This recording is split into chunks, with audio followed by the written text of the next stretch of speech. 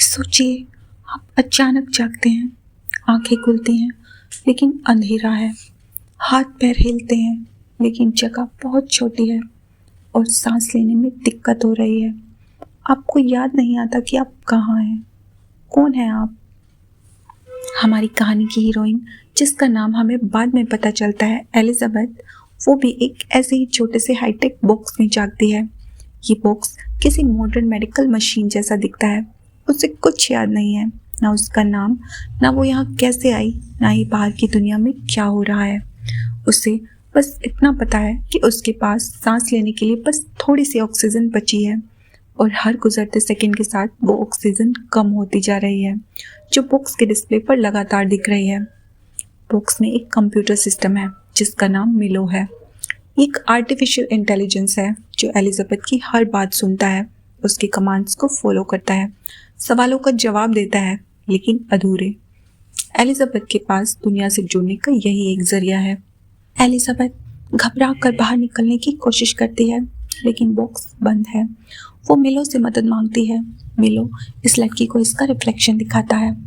जैसे ही वो अपना चेहरा देखती है, उसे कुछ धुंधली यादें आती हैं, एक आदमी की, एक बिल्ली की, कुछ लैब के दृश्यों की। उसे लगता है कि शायद उसकी पति की यादें हैं। फिर वो मिलो को उसका डीएनए चेक करने को कहती है। तब उसे पता चलता है कि उसका नाम एलिजाबेथ है। मिलो उसे बताती है कि वो एक क्रायो यूनिट में है, जहां इंसानों को सालों तक नींद में रखा जाता है। एलिजाबेथ अपनी पहचान जानने के लिए मिलो के जरिए बाहर की दुनिया से कांटेक्ट करने की कोशिश करती है।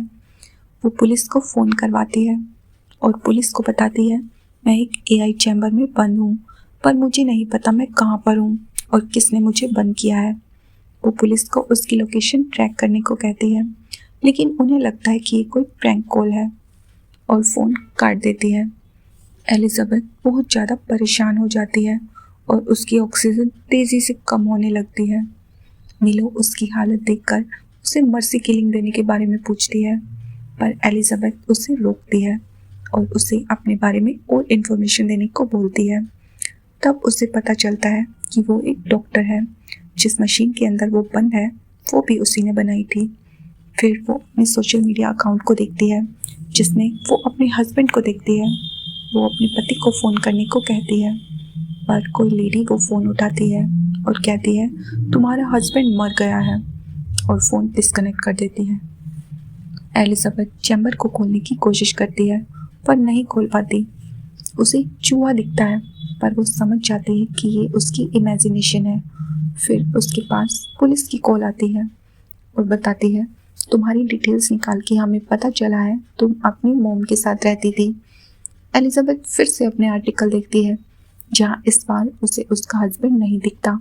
पुलिस उसे उसकी मोम का नाम बताती है, पर एलिजाबेथ मना कर देती है कि ये उसकी मोम का नाम नहीं है।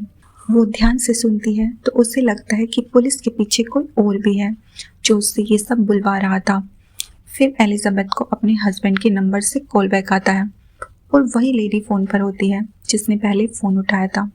वो उसे बताती है, मैं जानती हूँ तुम कौन हो, मुझे ये भी पता है तुम इस टाइम एक चैम्बर में बंद हो, मुझे उसे खोलने का कोड भी पता है।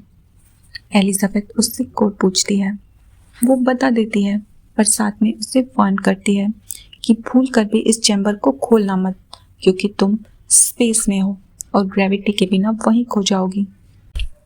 वो बताती है कि धरती पर एक वायरस फैल गया था और उसी से तुम्हारे हस्बैंड की मौत हुई। उसे पता चलता है कि वो एक ऐसे वैज्ञानिक प्रोजेक्ट पर काम कर रही थी जहां इंसानों को सालों तक नींद में रखा जाता है, ताकि जब पृथ्वी रहने लायक ना रहे तो वो किसी दूसरे ग्रह पर जा सकें। पर तुम्हारी नींद वक्त से पहले खुल गई और अब तुम्हारी जान कोई नहीं बचा सकता। जिंदा रहने के लिए तुम्हें हाइबरनेशन मोड पर जाना होगा, पर उसके लिए चैम्बर में कम से कम 2% ऑक्सीजन होनी चाहिए। इसके बाद फ़ोन डिस्कनेक्ट हो जाता है। एलिजाबेथ की हिम्मत पूरी तरह टूट जाती है। वो मिलो को अपनी चैम्बर की शील्ड ट्रांसपेरेंट बनाने को बोलती है, तो उसे पता चलता है वहाँ उसके साथ हज़ारों चैम्बर हैं, जिसमें से एक चैम्बर उसके हस्बैंड का भी है। उसे अपनी मेमोरी वापस आने लगती है और जीने की होप पैदा होती है।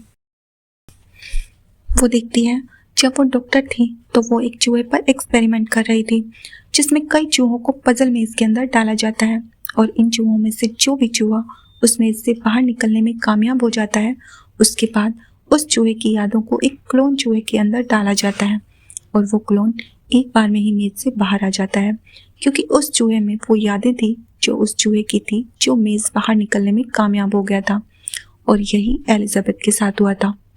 वो अर्थ पर जिस लेडी से बात कर रही थी, एक्चुअली वही असली एलिजाबेथ थी और यहाँ सिर्फ एक क्लोन थी। फिर एलिजाबेथ देखती है उसका ऑक्सीजन लेवल 3% रह गया है। वो मिको को बताती है उसे हाइबरनेशन मोड में लगा दो, पर मिलो कहती है आपने अपनी बॉडी से सारे डिवाइस हटा लिए हैं, इसलिए ये पॉसिबल नहीं है। वो तुरंत वे डिवाइस वापस लगाने लग जाती है, पर उससे काफ़ी देर हो जाती है। अब उसके चैम्बर में 1% से भी कम ऑक्सीजन बची थी। एलिजाबेथ को पता चल गया था कि अब वो मारी जाएगी। वो अपने हस्बैंड के लिए मैसेज रिकॉर्ड करती है और अपनी आंखें बंद कर लेती है। तभी उसे आइडिया आता है। वो मिलो से पूछती है जो लोग स्पेस में मारे गए उनके चैम्बर्स भी तो खाली होंगे, उनके चैम्बर्स में भी तो ऑक्सीजन होगी, क्या उनकी ऑक्सीजन मेरे चैम्बर में ट्रांसफ़र हो सकती है? तो मिलो कहती है बिल्कुल हो सकती है, पर उसके लिए कुछ दिन लगेंगे और आपको हाइबरनेशन मोड में जाना पड़ेगा। एलिजाबेथ खुश होती है और उसे हाइबरनेशन मोड एक्टिव करने को कहती है। फिर हम देखते हैं उस चैम्बर में ऑक्सीजन ट्रांसफ़र होनी शुरू हो जाती है। जब एलिजाबेथ कई सालों में जागती है तो वो अपने हस्बैंड के साथ उसी प्लेनेट पर होती है जिसके लिए वो स्पेस में आई थी, और इसी के साथ फिल्म एंड हो जाती है।